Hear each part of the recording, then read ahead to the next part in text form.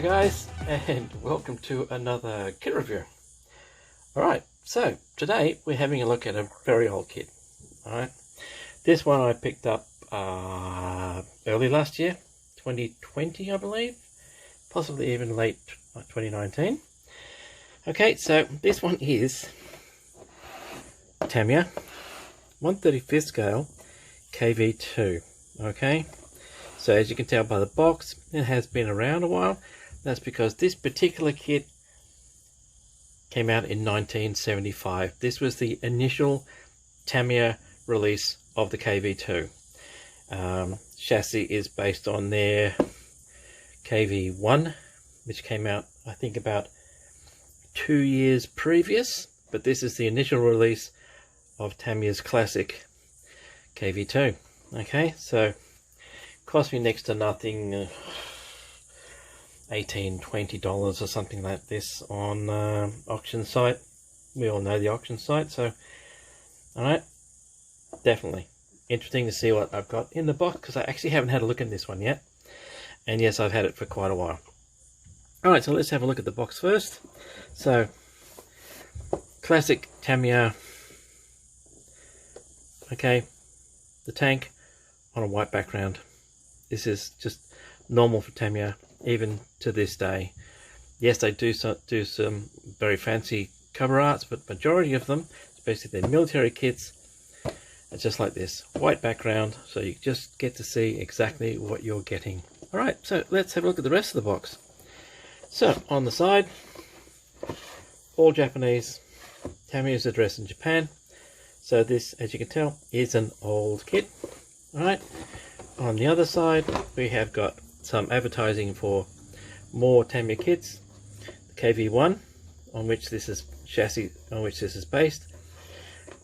Tiger 1, King Tiger, M10 and Centurion. All of these vehicles, all of these kits I made back in the 70s, including this particular KV-II. So when I saw it being advertised, I thought, you know what, it's an old kit, but easy kit to build, and what the hell, why not? Nothing wrong with reliving memories. Okay, so the kit number on this one, just in case you're interested, is MM163. Alright, that is the original number. Alrighty, so that's the box. Let's see what I've got inside. As you can tell, old Tamiya instructions, a little bit yellow, but still pretty good. One bag of sprue with, it's got the commander figure in it, cables, extra fuel tanks. Next bag has got the turret and the decals, which are unfortunately very yellow, so naturally enough, if I build this, well, when I build this I should say, it's going to have to be some aftermarkets. Okay, then you've got your hull top, okay, and it does have parts on it here on the edge where it's been broken off the sprue in the factory. Okay, and then hull bottom already with the suspension and axles on it. Okay, so it is an old school kit, and inside, I'll give you a shot later, but there are markings for the batteries, so this was motorized. And the last bag is your vinyl tracks and your wheels, plus polycaps to make sure this thing ran, because it was a motorized kit originally. Okay, so that's what's in the box. In a second we'll have a look at the decals and the instructions.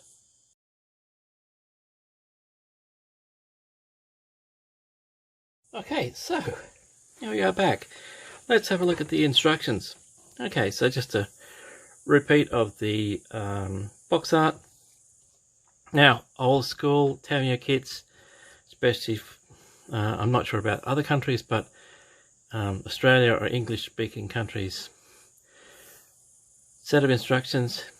Okay, complete history of the vehicle. Okay, and No, just one page in this case. Sometimes they actually make 2 pages of the complete history of the vehicle. This is courtesy of Akira Kikuchi. I hope I pronounced your name correctly, Akira. Okay, so that's really good. Nowadays you just get an abbreviated history of the vehicle or the aircraft or the ship. Old school Tamiya gave you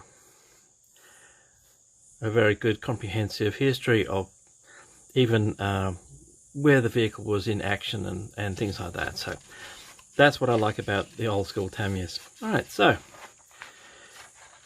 on the back you have got the sprues. Right, so as you can tell, you've only got 3 main sprues, polycaps and the vinyl tracks. Some of these parts are not used on this particular tank, as in I think one of the extra fuel tanks. The parts list doesn't just give you a number, it tells you exactly what that part is. Okay, like I said, old school Tamiya tells you exactly what you're looking at. So you're looking at the driver's base, turret hinges, commander hatch hinge A and B, etc. So, you know, nowadays I guess the more complex kits, they can't do that, but you know, I do miss that. That's how you learn about these things, is knowing that, oh, that part there, that's the commander's hatch, that's a drive sprocket, etc. Anyway, that's me rambling. Let's have a look at how you build this beastie. Okay, fairly simple. Starts off with the wheels, idler wheels, road wheels, drive sprocket. Okay, so this actually looks like it may actually have just one figure in it. I can't remember now. This looks like the driver's figure because he's sitting on half figure and that goes inside, so I could probably ignore that one. Anyway, so the wheels go on onto the axles, fairly straightforward. You do have polycaps that go in the middle. Alright, so like I said, this kit was originally or meant to be motorized. I never had a motorized one, but I think that might have been, you could have, in the time, you could have bought those fittings like the motor, etc. extra. I can't remember, it was such a long time ago. Anyway, here you've just got written instructions on how to construct things, how to do the drive sprockets, etc. Turn over.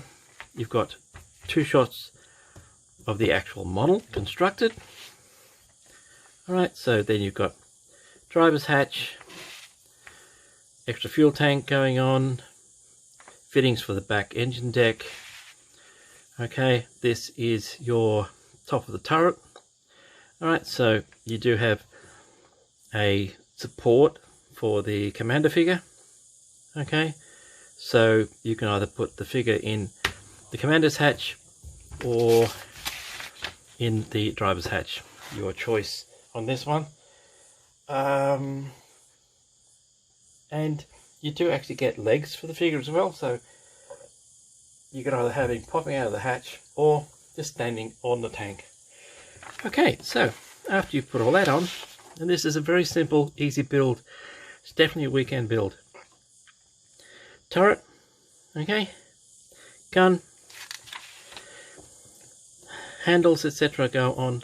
Back hatch goes on to the actual turret. Back machine gun tells you how to stick the tracks together.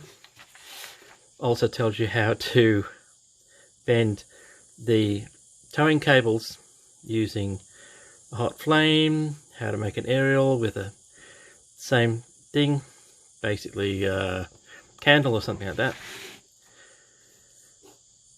Top of the hull goes on the bottom, and literally it just almost clicks into place, but you'd glue it because you're not going to be changing batteries, and that's why it's meant to click into place, because you would have had to change the batteries if this was motorized. And that's it, done in 9 steps. She's built. Okay, and then just the painting. All right, So it gives you a little thing here about what we call weathering is a good way to lend additional realism to your model tank. 1975 Tamiya is, I won't say they're leading the way, but they're definitely giving you hints as to how you weather a vehicle, which is something that you would learn as an add-on for other kits at the time. Okay, and then just putting the markings on even explains to you what they say for the fatherland, for Stalin, for the motherland, and the Kirov plant, so you know which plant it was built at and you could avoid that particular tank. Anyway, that's your painting. All right, fairly straightforward. It does just say overall dark green, standard painting, but that green would vary with the factory. Okay, so dark green, olive green, something dark for Russian tanks, and winter camouflage is just a white overall wash. Okay, and that's the instructions. Now let's have a look at these decals. As I said, they are extremely yellow, but it will give you a good idea of what you got with this kit. Alright, so these are all meant for the side of the turret. There are no divisional markings or any other kind of warning labels and things included in this 1975 kit. Don't expect much more than that. Okay, so that's that. I will give you a shot of that shortly.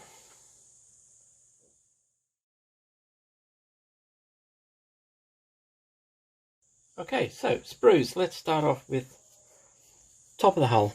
Okay, so detail on the hull. There's no cast texture, so to speak. There's a little bit of texture on the front here, but I wouldn't call it a cast texture. There are weld seams, okay, and weld seams along the sides here.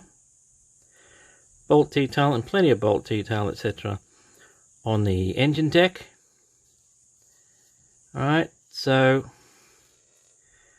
bolt detail on the mudguard supports. And as I said, weld detail. So how that compares to a new kit, because I don't have a new KV-II kit by anyone else to compare it to, but 1975 kit, at least they put weld seams on it. And with a nice wash, you could quite easily pick those out. Alright, so that's the top of the hull.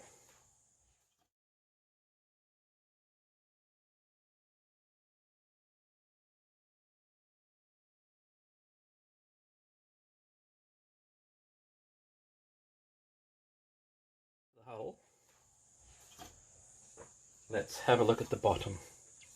Inside first. There you go. Battery compartment. Okay, so your motor would go here, your switch would be there, batteries, battery connections, etc.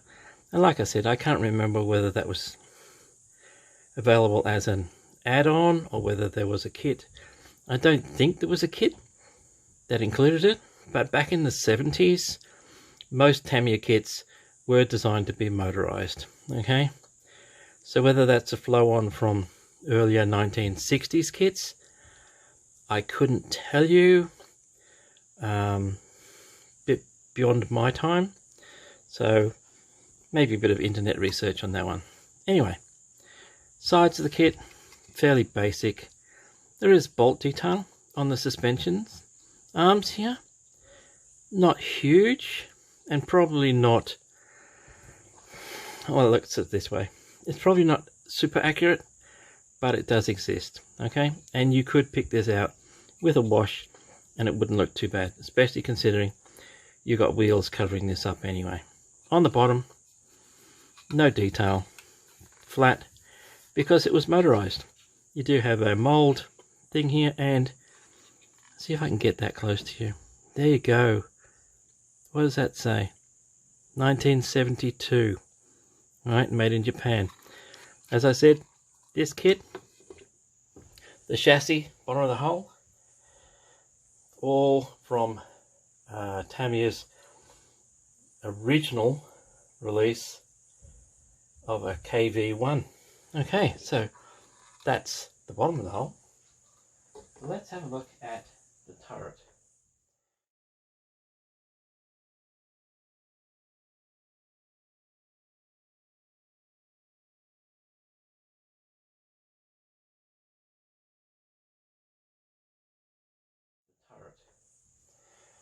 Okay, so there's a couple of loose parts. Come here. Sorry. Alright, so there is your gun mount. Does have bolt detail on it. Probably should have cast detail. That's something that I'll have to have a look at when I come to build it. There is, and as you can see, there's an indent here, indents here. Alright, so those are molding indents. They can occur when not enough plastic goes in a mold, or when it cools too quickly, depending on the actual mold itself. Alright, so they would have to be filled and sanded to make them reasonable. Alright, so that's the gun mount. So you got the turret halves, turret top, hatches, etc. So let's have a look. So it does have a cast detail on it. It has a rough cast detail. Okay, you can see that in there. So that's not too bad, but the top, nothing. Okay, bit of bolt detail, but no major kind of cast details and stuff like that. So that'd be the kind of thing you'd have to look up and see. Gun barrel, hatches, more cast detail on the other turret half. Okay, there is cast detail on the back of the turret. Okay, that's the hatch, and again that hatch has got mold divots in it.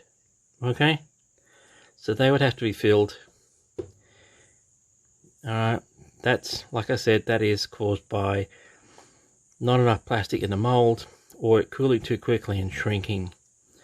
Alright, so these are just parts that go on the side, towing hooks. So as far as the accuracy, as far as towing hooks, etc. concerned, I can't say. That's going to be a video reference when I get around to building this thing. And it may mean aftermarkets, especially for things like the handles, which may or may not be accurate. Okay, so that is your turret.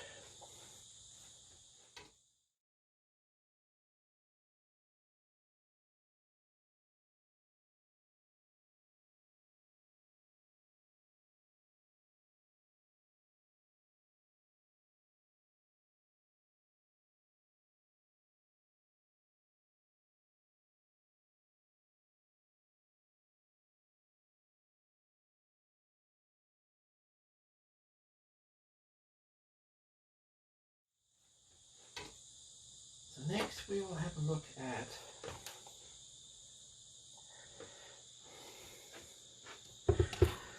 so this is the front of the tank, and again there's no cast detail on that.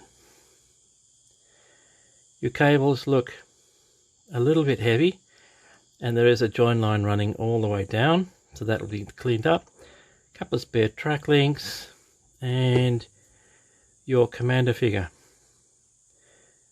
which is not too bad. The detail is still nicely crisp. Okay, I have seen much newer kits made this century which have uglier figures in them, so 1975 figure is not too bad at all. Okay, and just a spare fuel tank. One of these fuel tanks here is not used. Okay, so you can put that in your spares box.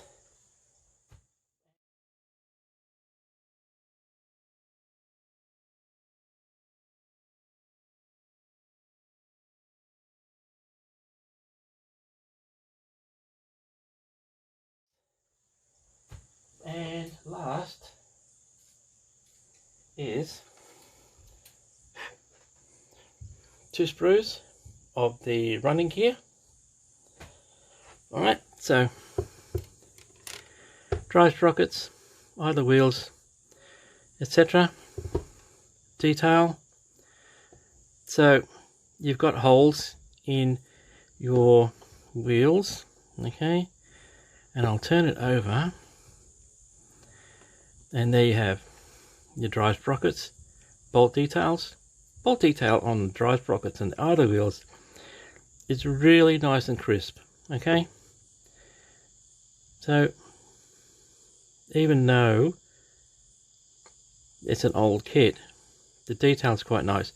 There is a little bit of sag, right, mold, divots and things in the actual wheels here. There's not much you could do about those. It would be easier to cover it up with some mud or something like that when you come to weathering it. Okay, and copyright 1975, because these are KV-II wheels as against KV-Is. Okay, and that is just about it, apart from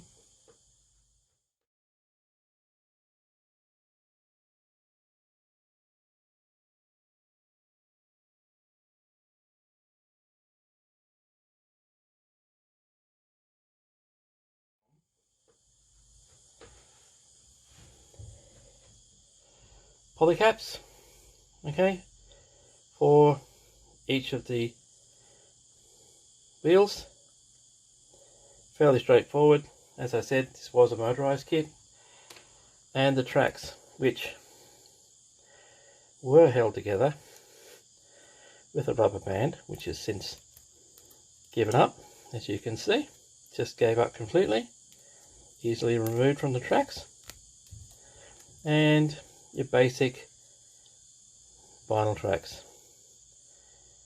So, I mean, if you're a purist, you could go ahead and spend money on aftermarkets for this KV-II, but it's a 1975 model kit. It cost me next to nothing. You would have to say, okay, how much money do I really want to spend on this kit? I think you could quite easily get away with these vinyl tracks. Anyway, that is the end of this review.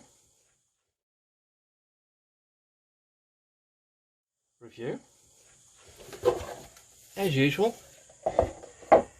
I hope you got something from it.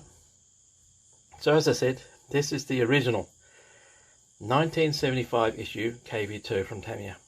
Alright, 1975, it came with cast texture on the turret at least.